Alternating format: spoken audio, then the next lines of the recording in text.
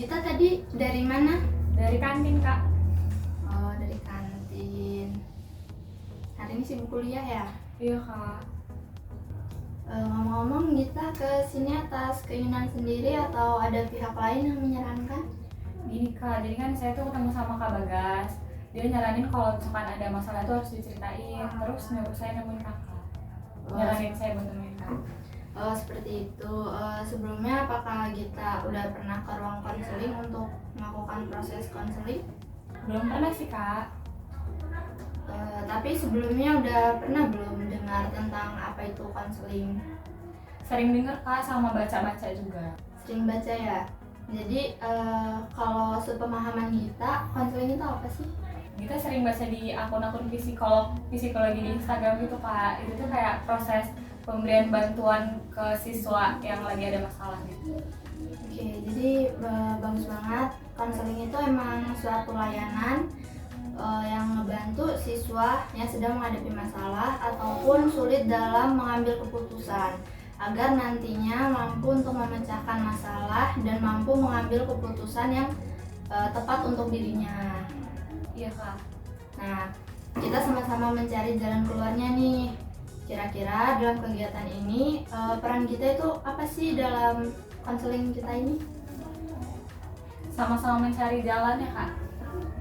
Oke, di sini saya sebagai konselor berperan sebagai fasilitator dalam proses pemberian layanan BK yang berhubungan dengan masalah konseli untuk menemukan jalan keluar dari permasalahan yang kita hadapi. Sedangkan kita sendiri sebagai konseli berperan aktif untuk mengemukakan masalah dan latar belakang masalah serta mengkaji berbagai kemungkinan jalan keluar dari permasalahan yang kita hadapi. Iya, Kak, saya akan berusaha aktif dalam konseling ini. Tapi saya takut orang-orang tahu masalah saya, terutama orang tua dan tetangga-tetangga saya yang satu sekolah sama saya, Kak. Sebenarnya saya masuk ekstrakurikuler ini dengan janji kepada orang tua saya bahwa saya akan baik-baik aja dan gak akan ngeluh, Kak. Oke, kita kan tadi bilang takut permasalahannya diketahui sama orang luar ya. Perlu kita tahu bahwa dalam konseling itu ada kode etik, di mana salah satunya yaitu menjamin kerahasiaan konseli. Jadi kita nggak perlu khawatir sebab kami selaku konselor akan merahasiakan masalah konseli dari orang lain. Terima kasih, Kak, saya merasa lega benar. Ya, kakak juga berterima kasih sama Gita karena Gita udah mau datang ke sini, yang dimana saya rasa itu suatu kemajuan karena Gita berani untuk melangkah mencari jalan keluar dari permasalahan yang Gita alami. Iya, Kak, sama-sama. Oke, sekarang Gita bisa ceritakan lebih detail tentang permasalahannya. Ini, Kak, jadi saya ini sekarang lagi benar-benar stres karena banyak tugas dan kegiatan ekstrakurikuler yang bertabrakan. Jadi saya berusaha menyelesaikan keduanya, tapi kepala saya rasanya kayak mau pecah gitu karena mikirin itu, Kak. Oke, sekarang saya tanya dulu, yang kita harapin dari proses konseling ini sebenarnya apa? Saya inginnya setelah proses konseling ini saya jadi nggak overthinking lagi, Kak. Udah overthinking ya. Saya sangat senang karena Gita punya semangat yang tinggi untuk menyelesaikan masalah. Baiklah, kita sepakati waktunya terlebih dahulu ya. Dalam konseling ini perlu waktu sekitar 2-3 kali pertemuan, yang mana membutuhkan waktu sekitar 45 menit. Tetapi jika kita aktif dalam mengungkapkan permasalahan dan latar belakangnya, mungkin itu bisa mempersingkat waktu dan tidak terlalu banyak gitu ya perlu waktunya. Tetapi kalau kita pasif dan tertutup, mungkin akan memerlukan waktu yang lebih banyak lagi. Jadi gimana pendapat kita tentang waktu? Apakah kita setuju? Iya, Kak, saya setuju. Saya berharap agar masalah saya ini secepatnya terselesaikan.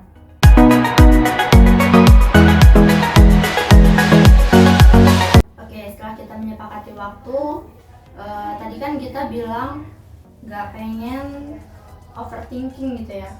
Mungkin kita bisa ceritakan tentang apa sih yang membuat kita overthinking gitu. Jadi gini, Kak, kan waktu SMP tuh semuanya berjalan baik-baik aja, Kak. Saya juga dulu masuk OSIS kan, Kak. ditambah selalu juara di kelas. Oke, boleh kakak tahu penyebab sehingga kita stres belakangan ini? Gini kak, saya tuh stres karena saya ngerasa waktu untuk istirahat itu sangat dikit banget gitu kak. Kenapa kita punya pemikiran seperti itu? Karena gini loh kak, kakak bayangin aja ya kak, kelas kita tuh full day kak. Terus setelah pulang sekolah harus tinggal dulu untuk ekskul. Tadi kan kita bilang kalau sehabis pulang sekolah itu ngikutin ekskul. Kalau saya boleh tahu, kita ikut ekskul apa aja? Ekskul basket kak. Basket. Saya rasa kalau basket kan nggak tiap hari ya latihannya. Terus selain basket, kita ikut apa lagi? Banyak sih kak. Coba sebutin apa aja. OSIS, ROHIS, PMR, terus volley. Oke, berarti kita ini ikut kurang lebihnya 5 ekskul ya. OSIS, basket, volley, ROHIS, sama PMR. Gimana kita bisa ikut itu semua? Ya kan setiap harinya nggak ada yang bertepatan gitu loh kak. Jadi masih bisa ngebagi waktunya. Tadi kan kita bilang mampu membagi waktu dan berprestasi saat SMP.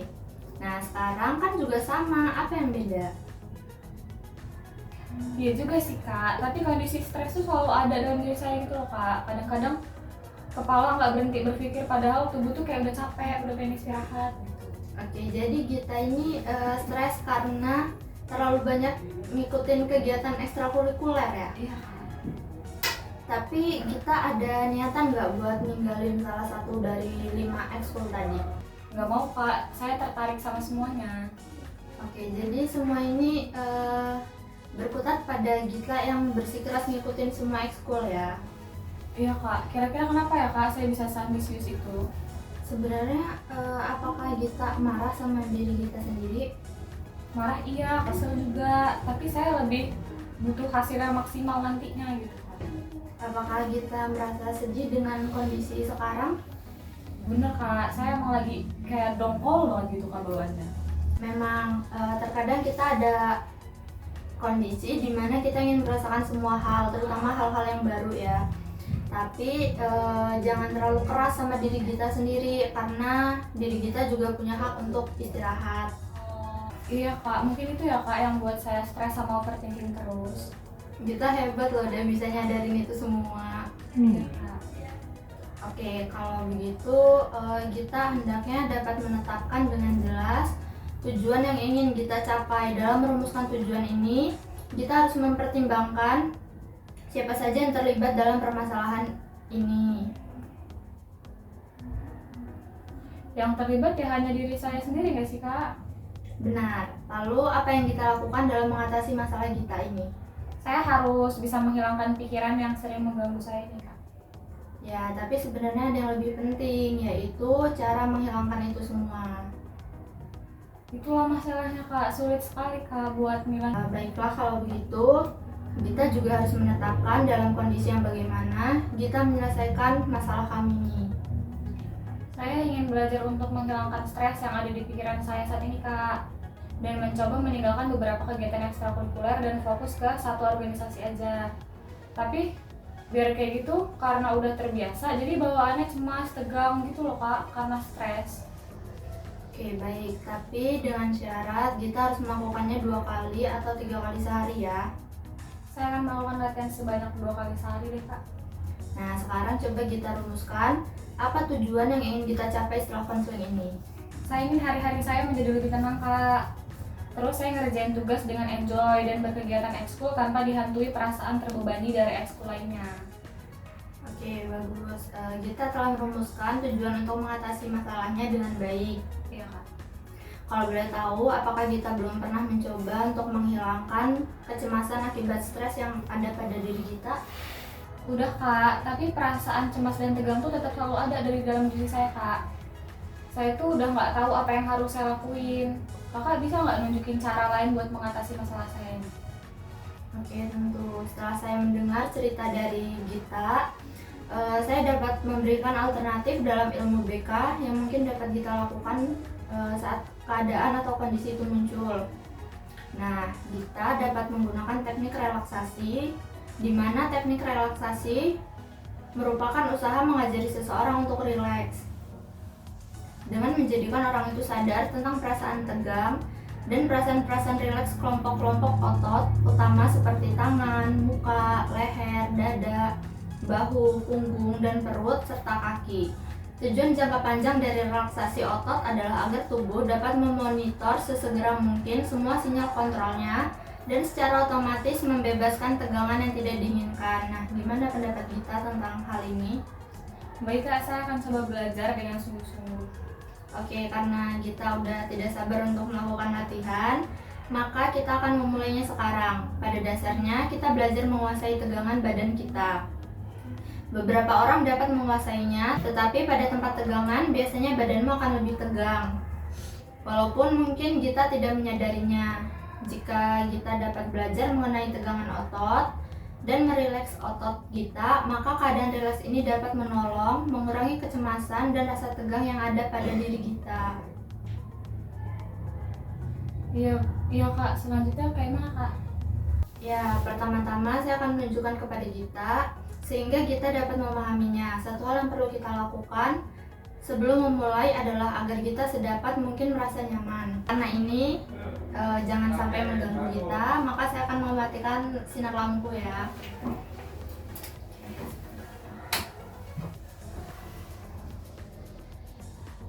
Jika kita menggunakan jam tangan, sepatu, dan perhiasan lain, tolong dilepaskan.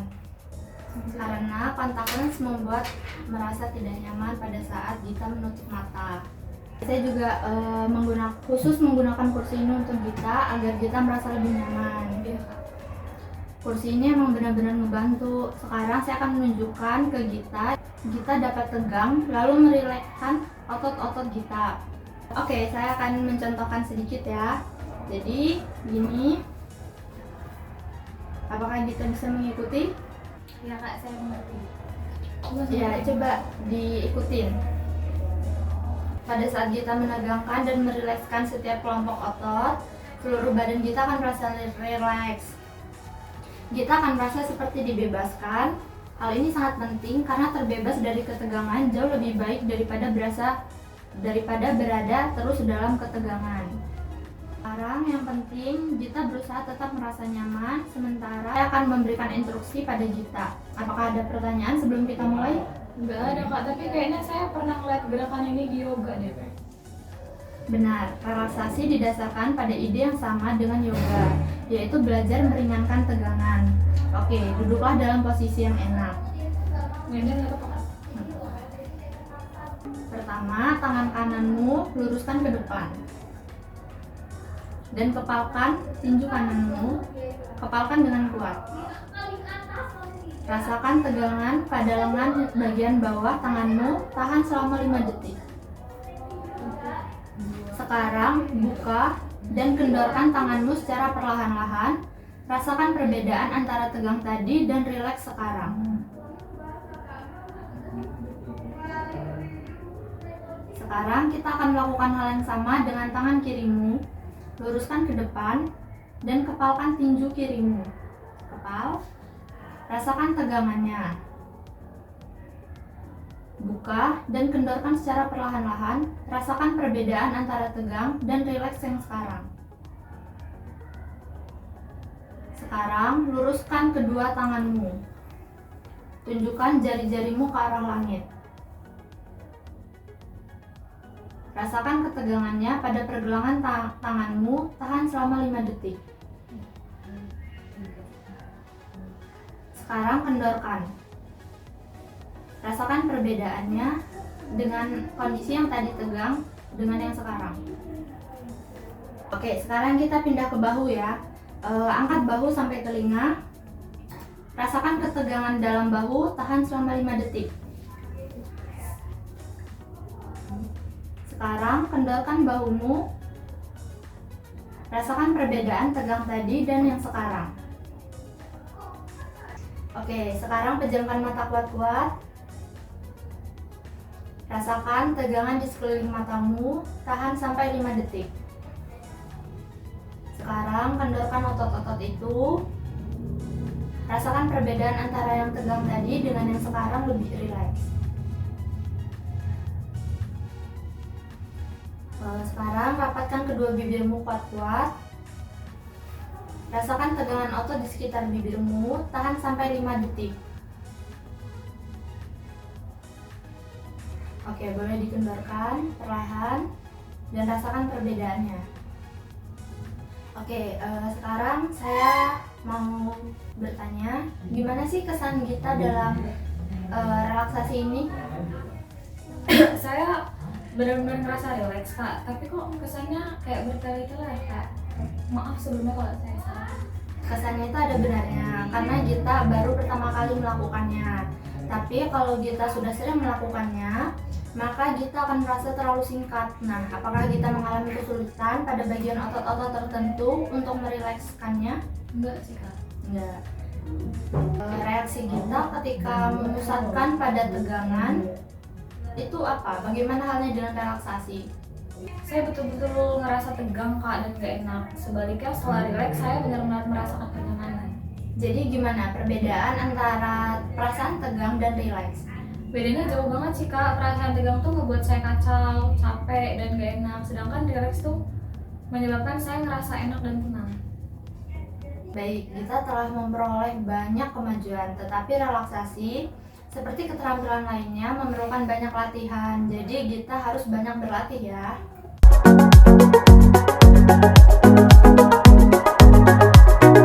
Baik kak.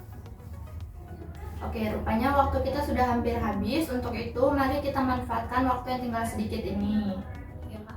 Sebelumnya, saya ingin kita mengungkapkan kembali pokok-pokok hasil pembicaraan kita. Baik kak, saya harus melakukan teknik relaksasi untuk menghilangkan kecemasan dan ketegangan yang ada pada diri saya. Dan saya dapat merasa rileks dan saya juga harus banyak latihan kak. Bagus, berarti kita sudah paham ya. Jadi perasaan kita setelah melakukan relaksasi ini apa? Sekarang saya benar-benar merasa rileks kak. Kecemasan dan ketegangan akibat stres yang ada pada diri saya sudah mulai berkurang. Bagus.